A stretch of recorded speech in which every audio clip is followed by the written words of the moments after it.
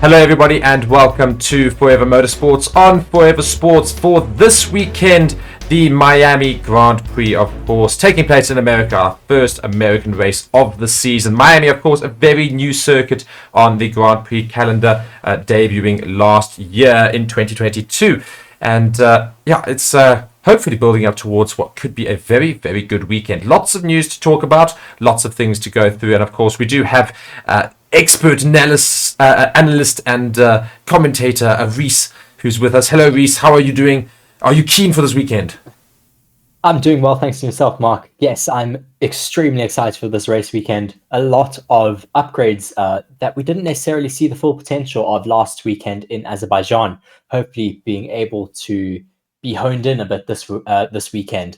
The likes of Red Bull, Mercedes, also with a big upgrade, Ferrari, McLaren, a lot of other teams further down the grid as well. Yes, and we'll get through all of that today in our preview, of course, for the Miami Grand Prix weekend. So just some facts, just to go straight into it.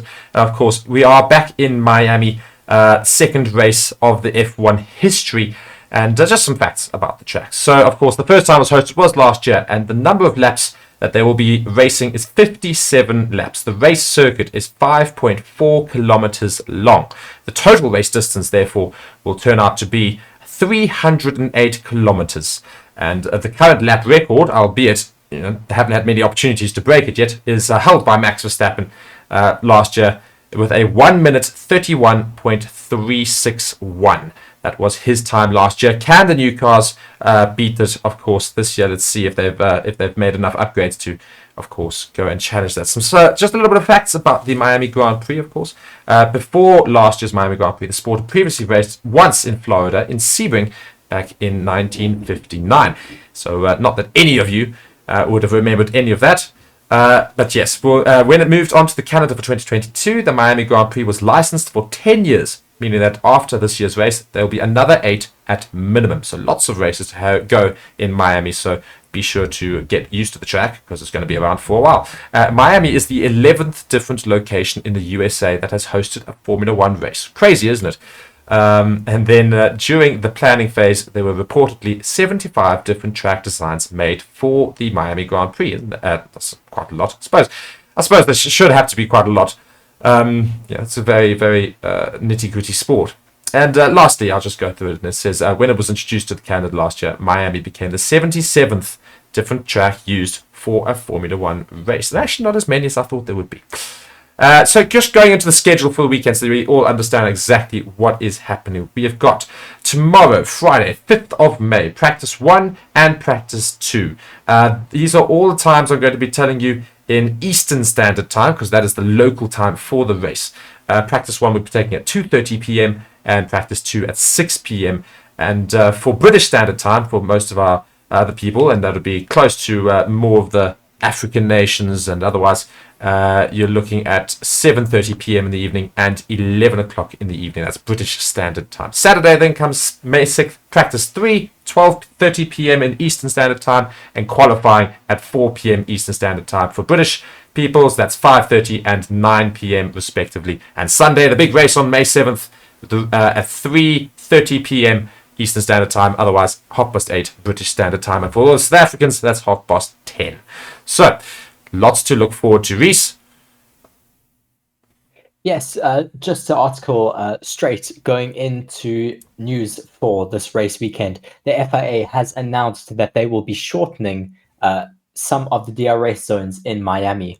So, as reported before the season, the first 5 races of 2023 would see changes to the DRS zones, either extensions or reductions, in order to better balance overtaking. In Miami, the first 2 of 3 DRS zones have had their activation points moved further up the road, meaning that the DRS will only be allowed to be open for a shorter amount than it would have been last year. The first DRS activation points at the flat-out turn to turn 11 has been pushed back from 30 meters after turn 9 to 105 meters after the corner, reducing the DRS zone by 75 meters. The second DRS zone on the back straight has also been shortened by 75 meters and now starts 525 meters after turn 16. So quite some significant changes to the DRS zones here. Do you think that will make a big change in overtaking here in Miami, Mark? Well, I mean, it's funny, because if you guys want to know, we go and race. Of course, every time we come to a race weekend, we go and race the equivalent track inside the game, of course, with the team.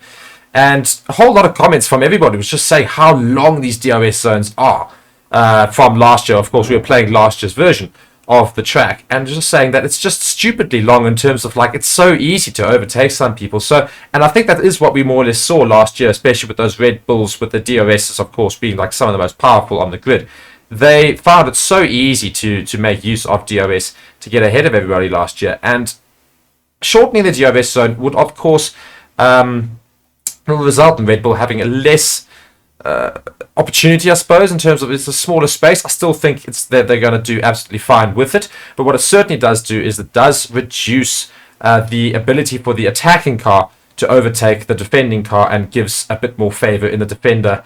Of course, having a shorter DRS zone, it's less time for the DRS to be open. Car in front can, of course, defend a bit better. And that's what we do want to see. We want to see some genuine defense, see cars right on tails for longer. So hopefully that results in better racing this weekend. Yes, for sure. Certainly looking very much forward to that. Going now on to Red Bull, Mark.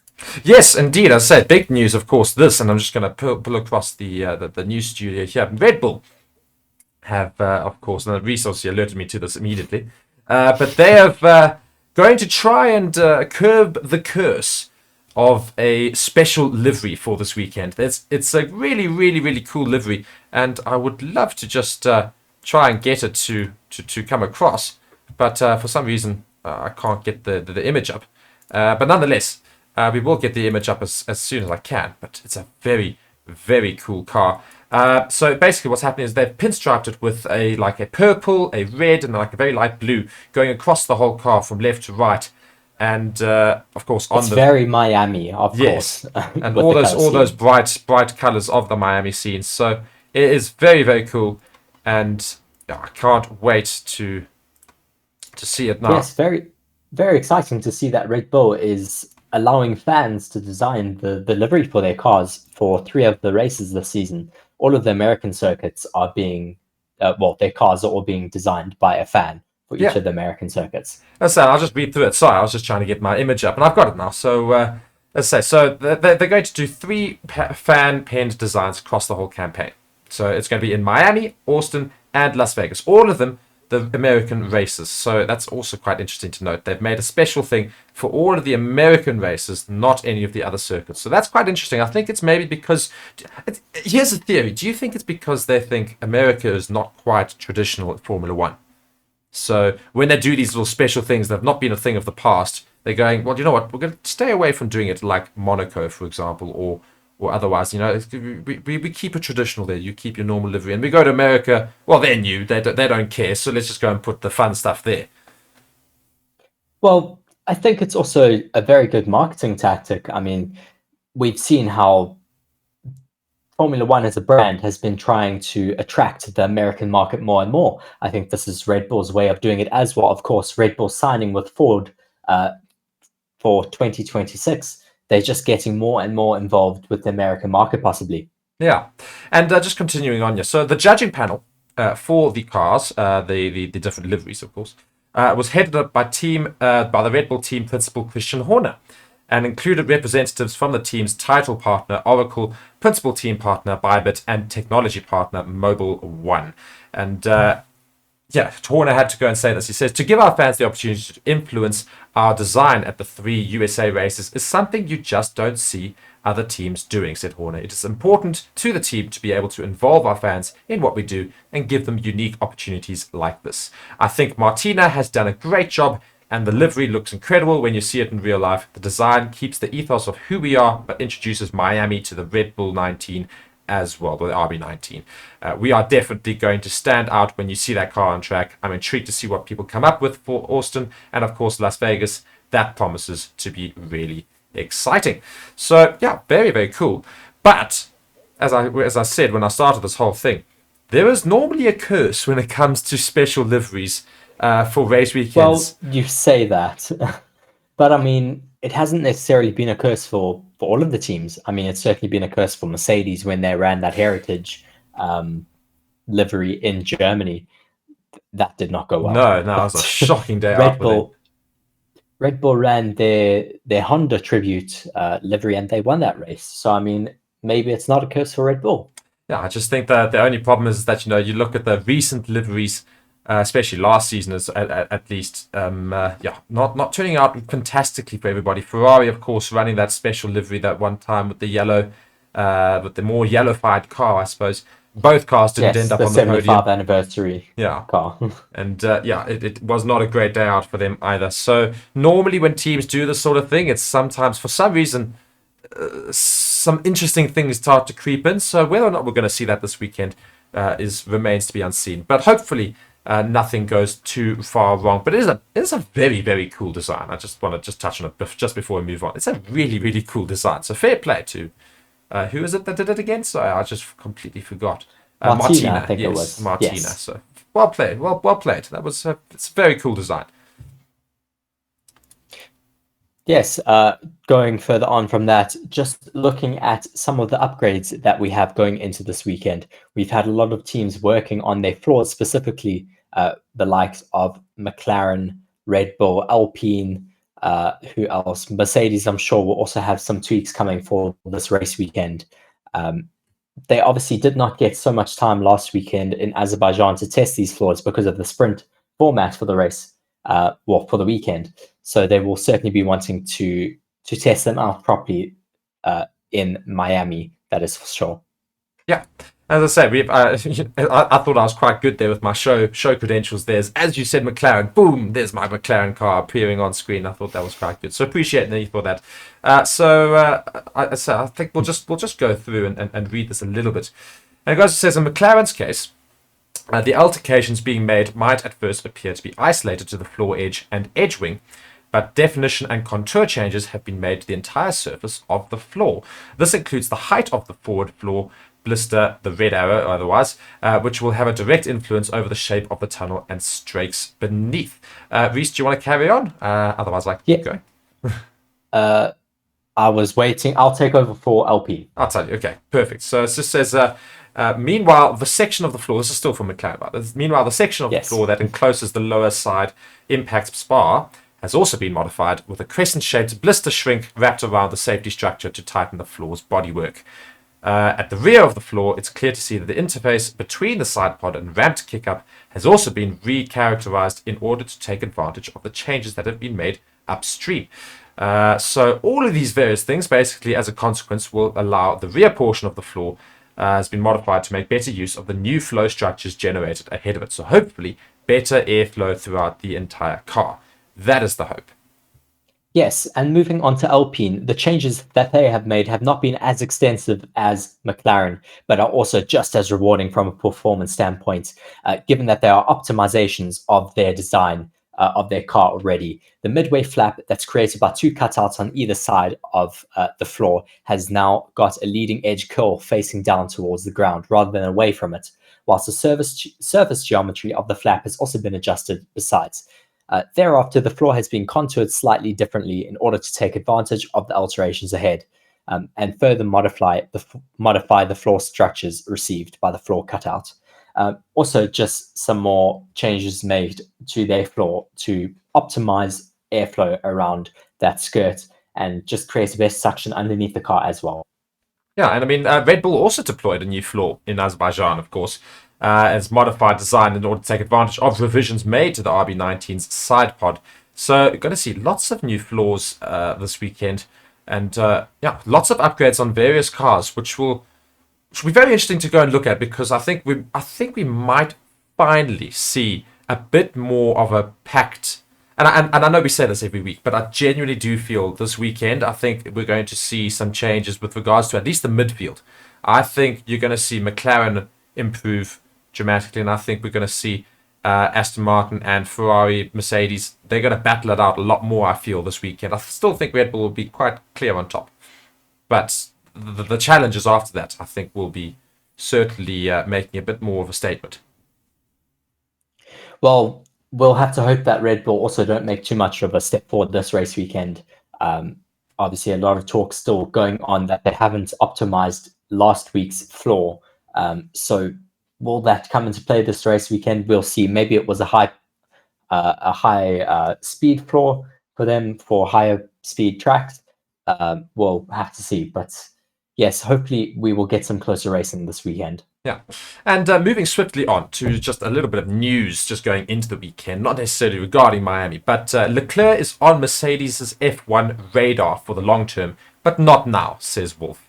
So that's very interesting in itself. The Mercedes boss Toto Wolff says Charles Leclerc is definitely a long-term option for his Formula One team, but has ruled out any imminent move for the Ferrari ace. Speculation emerged in recent weeks that Leclerc was in talks with Mercedes as a possible replacement if Lewis Hamilton does not stay into next year. But Leclerc himself denied there's been any contact with Mercedes or its boss Wolff, although he intriguingly added the word yet at the end of his sentence. Speaking at the Azerbaijan Grand Prix, Wolff himself also rubbished suggestions that dialogue had opened between the team and the Monegasque driver. However, he said it would be foolish of the squad to ignore Leclerc as an option for the longer term. Wolff goes on to say, Charles is a super guy, and for the long-term future, someone you need to always have on your radar. And that's clear, but not for the short and the medium term. Wolff explained that the only time he had personally spoken to Leclerc recently was when he bumped into each other at the Melbourne airport on their return from the Australian Grand Prix. Leclerc's current deal at Ferrari runs until the end of the 2024 season. The current Mercedes driver, Lewis Hamilton, is out of contract at the end of this year. So, yeah. A lot of speculation going on, obviously, whenever someone's contract comes to an end, especially a 7-time world champion like Lewis Hamilton, there's always going to be a lot of speculation, a lot of talk. Maybe he'll get another 1-year extension, maybe a 2-year extension. We'll have to see from there, but I don't think we'll be losing Lewis Hamilton all too soon. Also, I think the problem, or at least the issue, not necessarily a problem, is the fact that Hamilton and Wolff have got a very, very good relationship. The Mercedes team and Hamilton have worked together for many years now. You know, it's like Mercedes Hamilton is in one word. That is just that's how we know it. At this stage, Lewis Hamilton is as much of a figure in Formula One as Valentino Rossi is in MotoGP. It's like Michael Schumacher. It's synonymous with the name Formula One. Exactly, but I think it's also when you look at the team, you know, it's difficult for Mercedes to go and say, well, you know what, Lewis, you're getting on in years. You're not necessarily as good a driver as you used to be. We need to move on to the next best thing, which maybe they see as Charles Leclerc. He would be a very good replacement, of course. I mean, Charles Leclerc, definitely one of the top drivers on the grid. You see it in that Ferrari. You know, Carlos Sainz got that same Ferrari, yet Charles Leclerc seems to always manage to get a bit more out of the car than Carlos Sainz. And I mean, we see that most in qualifying, where he outperforms sometimes the Red Bulls in a Ferrari that shouldn't be there. Exactly, as I say. So Leclerc's driving credentials are certainly there to say that any top team would have him. Red Bull would happily have him, I'm sure, if they were given the opportunity at any point. Imagine a Leclerc-Verstappen partnership. That would just be absolutely ridiculous. I don't know. I would not want to be Christian Horner. No. You were leading that team. Gosh. No, not at all.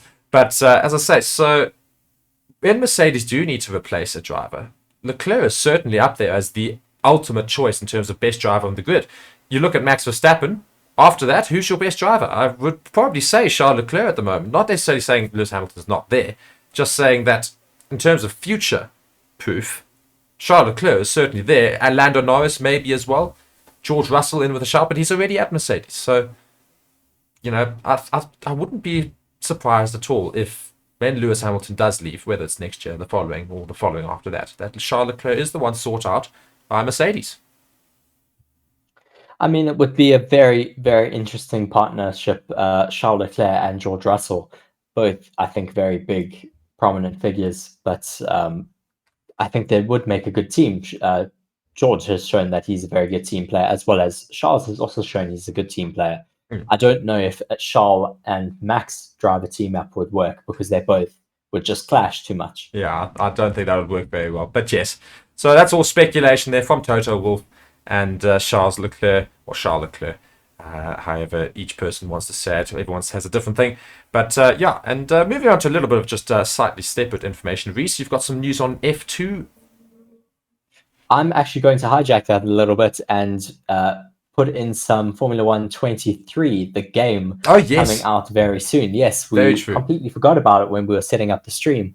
But very, very exciting to have Formula 1 23 coming soon.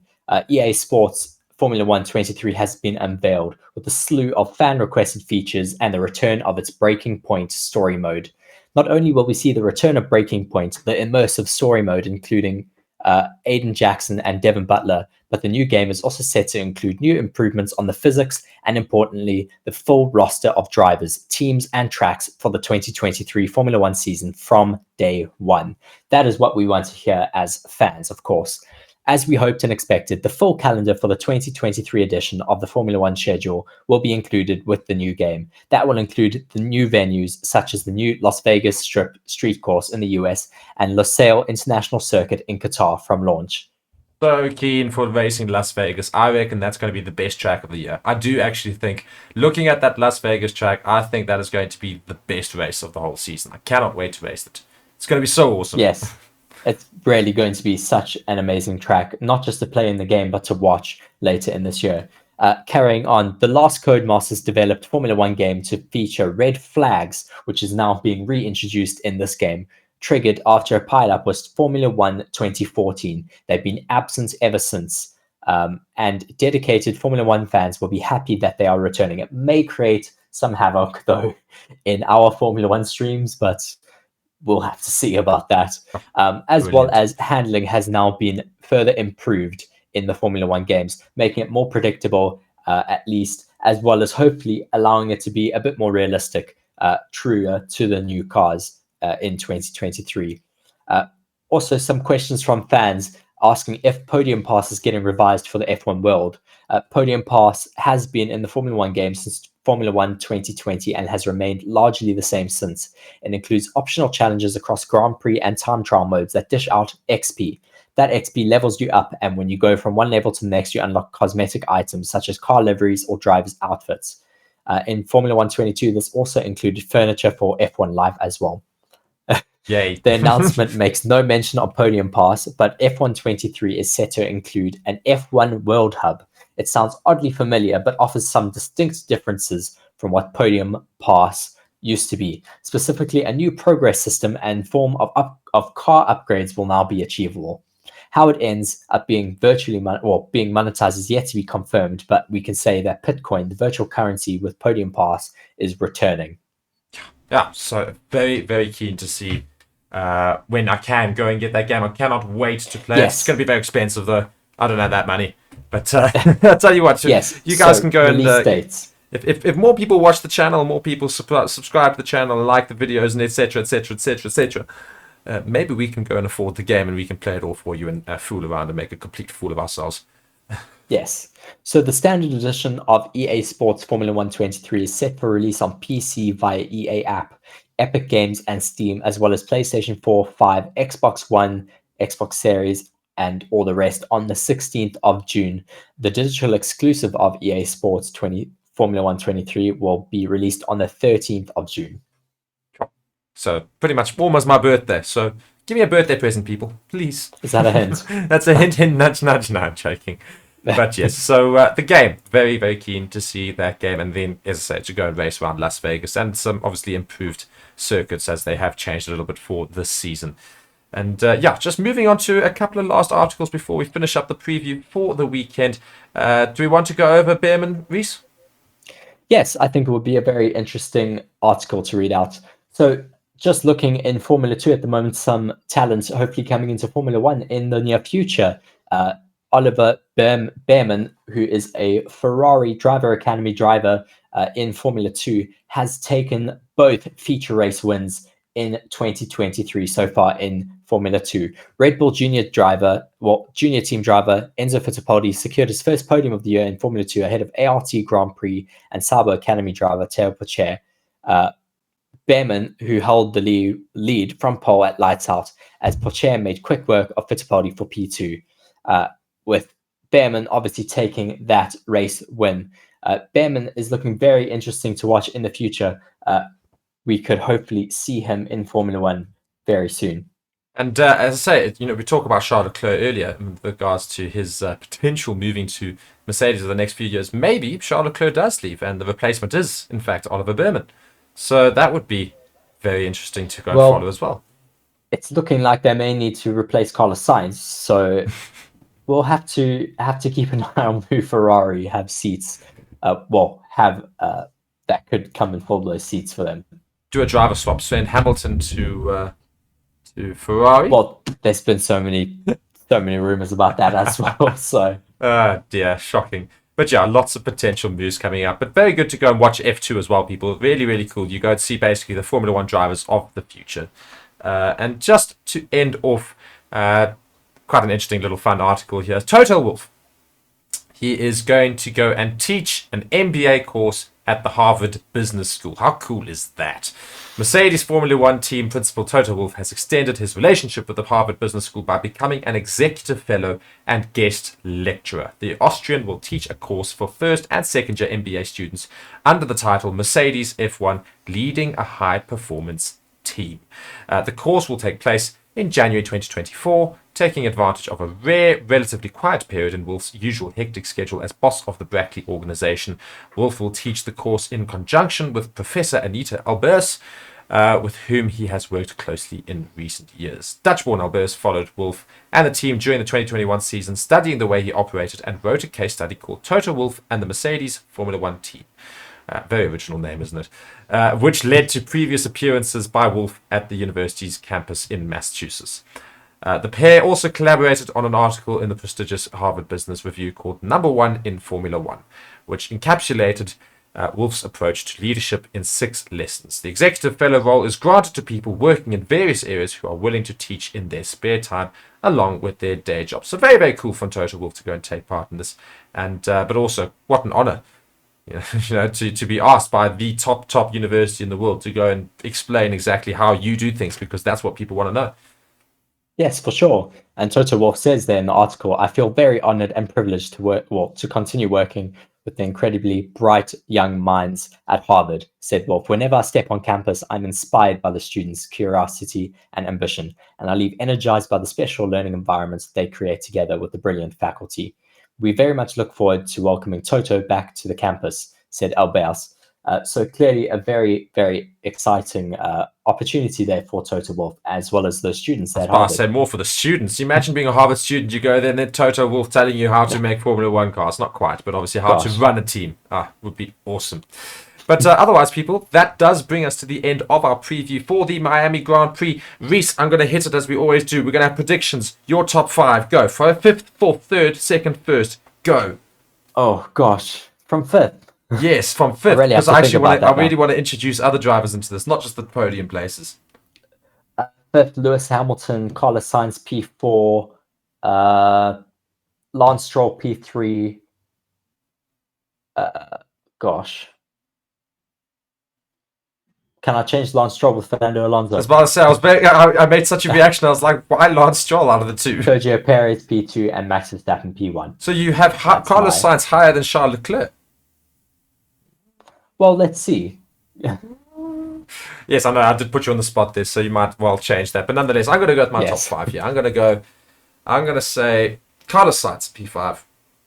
I'm going to say Fernando Alonso in P4, Charles Leclerc, P3, and then Perez 2, Verstappen 1. I think that's my top 5, and I wouldn't be surprised at all if we did actually see that. I'm sure Mercedes will sneak in somewhere. Maybe Fernando Alonso sneaks onto a podium again in that 3rd place. Well, let's see what upgrades Mercedes bring this weekend. We will obviously be watching that very closely starting tomorrow evening. What time did you say, Mark? As I say, Eastern Standard Time. I think, as I said, it was 1:30. But anyway, we'll be streaming from we'll probably go live at about 9 p.m.